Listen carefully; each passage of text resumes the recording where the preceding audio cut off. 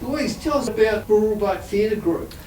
Sure. Well, Mooroolbark Theatre Group is an amateur theatre group in the local community. We put on 2 shows a year in June and November from the Red Earth Theatre, which is based at the Mooroolbark Community Centre. And what is it about your theatre group that you really enjoy? Well, I believe that what makes Mooroolbark pretty special is its long-standing relationship in the community. We were founded 38 years ago now in Mooroolbark, and we've always remained a community group, and quite an accessible one at that, on both ends actually. For members, for people that want to be part of the group, we understand that people have families and lives and jobs. So we have a really relaxed rehearsal schedule, a lot more so than a lot of the other groups. And then for people coming to see the shows, we try and keep it as accessible to everyone by keeping our ticket prices as low as we can possibly do it, because we just want people to come and see the shows. So I think we've been quite a long-standing group within the community, for the community and by the community. And I think that's the way that it's always going to stay.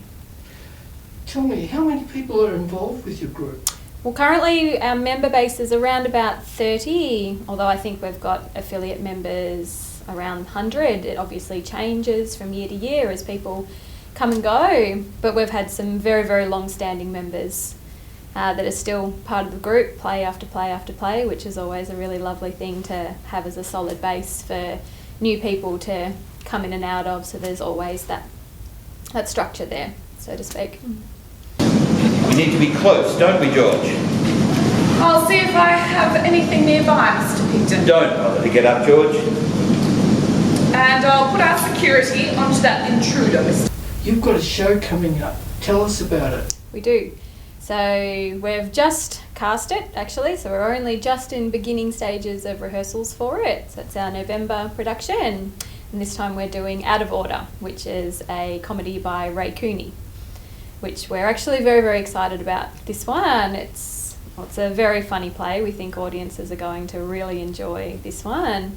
But we've also got a really, really strong cast, which I think is going to provide us with a really strong foundation on which to really create some fun characters and some strong comedy across the board.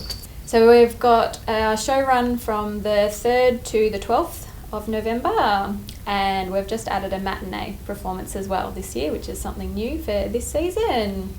So we're running for 8 shows this season.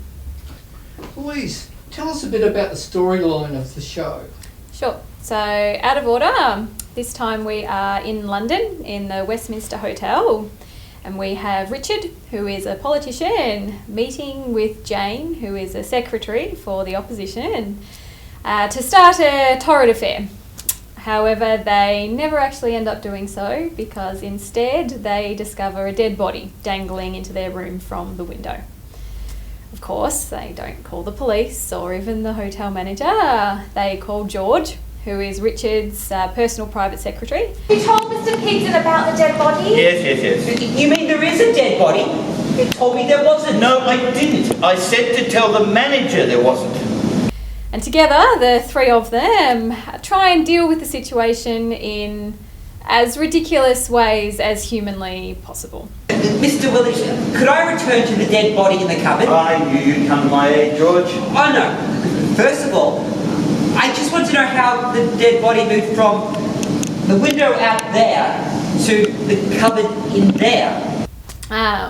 So obviously it's a farce comedy, so we have lots of ridiculous scenarios, preposterous propositions. There's no we about it. Okay, all you have to do... I don't have to do anything. As soon as the manager finds you a room, we transfer the body... We do what? Transfer the body to your suite. Lots of comings and goings, of course, lots of doors. I think what makes this one a bit special, I really like the way that Ray Cooney has actually played with the convention of lots of doors, because in this one he has a wardrobe door acting as one of the doors, and they actually string up the dead body onto the wardrobe door, and that opens and shuts at ridiculous times throughout the play. And he also uses a window as a door. So we have lots of cast members entering and exiting from the window. And the window itself actually has a bit of a mind of its own. So it creates quite a character in itself in the play. So there's lots of really great comedic elements happening within the set itself for this one. So it's a very, very funny play. And if someone wants to join your theatre group, how would they go about it? Well, we're always looking for new members. Actually, currently, we are really wanting to hear from anyone that is interested in set design, maybe learning set design and set building as well. We'd love to hear from anybody that has interest in those areas. But obviously, interest in anywhere across the theatre board is always welcome, always open to new members, and our contact details can be found on the website or on our Facebook page. Good. And tell us about, looking a bit further forward, what do you envisage, say, for next year?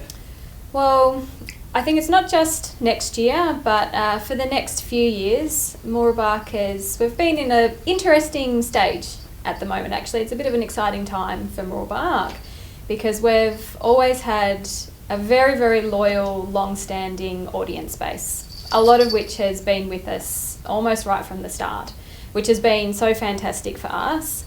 But we've sort of accepted the fact that all good things must come to an end.